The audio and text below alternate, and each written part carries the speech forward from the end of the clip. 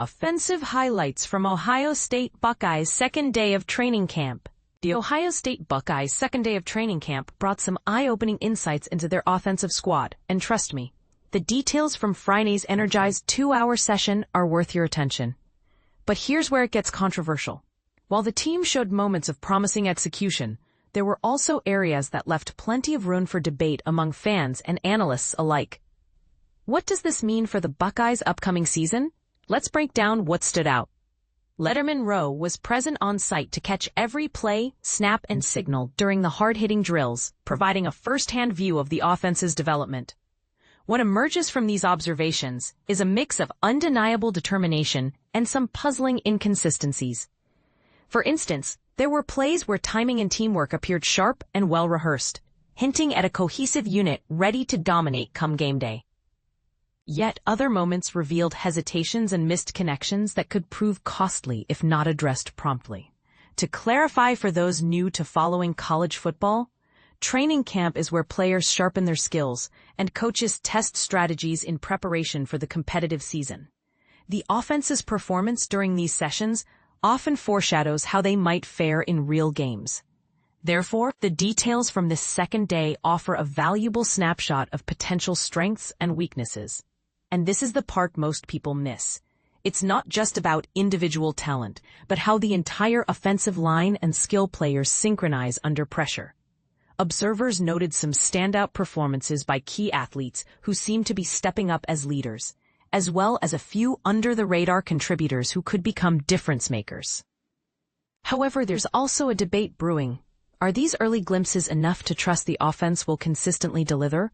Or are there deeper concerns that could hold the Buckeyes back? This leads us to an important question that might divide opinions. Does the current offense show the balance and adaptability needed to contend with the toughest defenses in their conference and beyond? Some believe the flashes of brilliance are enough to be optimistic, while others worry that the inconsistencies are warning signs requiring urgent fixes. Before the physical season kicks into full gear, discussions around these observations will intensify. What do you think? Are the Buckeyes' offensive struggles simply growing pains in training camp, or do they hint at more systemic issues? Sound off in the comments, and let's ignite the conversation. Ohio State football, Turbo Rogers shines, QB battle heats up in preseason camp. Imagine stepping onto the Ohio State football field, eager to witness the next big thing in college football. But here's where it gets intriguing. Two quarterbacks, Julian Sayin and Lincoln Kienholz, are vying for the starting role, and neither seems ready to step aside just yet. As Ohio State kicked off its preseason camp with the second of 25 practices, fans and media alike were treated to a glimpse into this heated competition. On Friday, the team continued its practice routine by splitting into two squads, a setup similar to the previous day. However, there were some notable changes, particularly with Julian Sayin and Lincoln Kienholz swapping offenses. This meant Sayin was connecting with players like Jeremiah Smith, Brandon Inniss, and Milan Graham, while Kienholz targeted Carnell Tate and Bryson Rogers. Despite these adjustments, neither quarterback emerged as a clear front-runner. Sayin showcased composure and smart decision-making, though his throws were predominantly short. Kienholz, on the other hand, had a few missteps, including a near interception that required him to run a lap around the field. Nevertheless, he shone with a touchdown pass to Carnell Tate during 7-on-7 drills, mirroring his performance from the previous day. After 2 days of practice, the quarterback battle remains tightly contested. While Sayin is often considered the favorite, Kienholz's recent designation as an Iron Buckeye adds another layer of intrigue. Both quarterbacks have demonstrated solid skills without delivering standout performances that would secure their position. The next practice, scheduled for Saturday, could be pivotal in determining who emerges as the frontrunner. Until then, the competition remains fierce. Beyond the quarterback battle, another exciting development was the emergence of Anthony Turbo Rogers. Despite missing spring practices, Rogers quickly caught the eye with his speed and agility, showcasing the talents that made him a top 100 recruit. His impressive runs on Friday were just the beginning, as other running backs like James Peoples, C.J. Donaldson, Sam Dixon, and Bo Jackson also showed promise. The early signs suggest a deep and competitive running back room for the upcoming season, with Rogers and Jackson pushing for more playing time. One player who continues to impress is Caleb Downs, the versatile safety. During Friday's practice, Downs lined up at both nickelback and free safety, demonstrating his adaptability and value to the defense.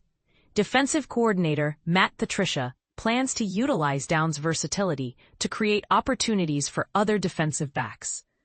Downs' performance was highlighted by a near-interception pass breakup in 7-on-7 drills, further cementing his status as one of the team's standout players. Several other observations from Friday's practice are worth noting.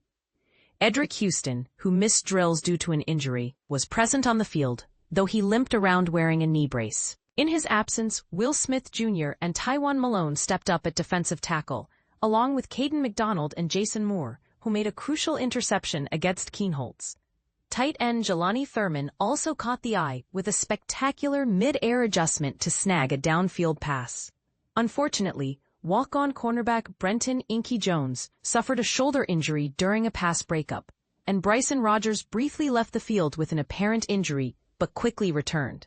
Freshman defensive tackle Maxwell Roy remained absent from practice for a second consecutive day, adding to the speculation about his readiness. Meanwhile, several players, including Downs, Smith, Rogers, Tate, Innes, and Graham, participated in punt return drills, hinting at potential depth at this position. As Ohio State continues its preseason preparations, the quarterback competition and the emergence of new talents like Rogers and Downs will undoubtedly be key topics of discussion. Will Sayin or Kienholz come out on top? How will the running back rotation shake out? And what role will Caleb Downs play in the defense? These questions, among others, keep the Ohio State fanbase engaged and excited for the upcoming season. Ohio State's burning preseason questions before Texas. QB battle, DL concerns more. As the Buckeyes prepare to face Texas in just a month, the stakes are higher than ever. This season isn't just about winning. It's about securing a second consecutive national title. While the team is expected to enter the season as a top 5 contender, the path to success hinges on answering 5 critical questions before the August 30th opener. Let's break down what matters most, but here's where it gets controversial. The quarterback battle could define the team's future. Ryan Day has been working with 2 young signal callers, Lincoln Kienholz and Julian Sayin, for 3 preseason camps. Kienholz, a third-year recruit, and Sayin, a second-year 5-star, are both inexperienced, having combined to play only 35 snaps last year.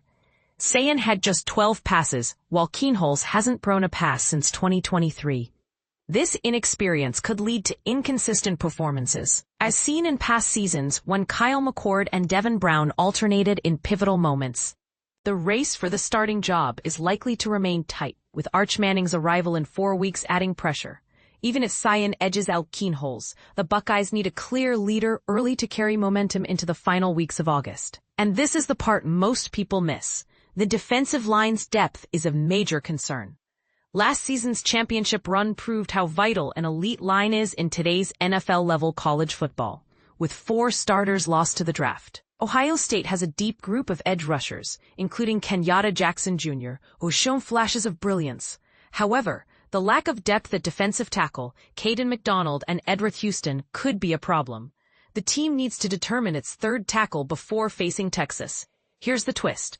Austin Sierveld's role as an offensive lineman is more important than it seems. While his name might not grab attention like Jeremiah Smith, his versatility is a game-changer. Sierveld, a 4-star prospect from Lakota East, has proven his value by adapting to different positions.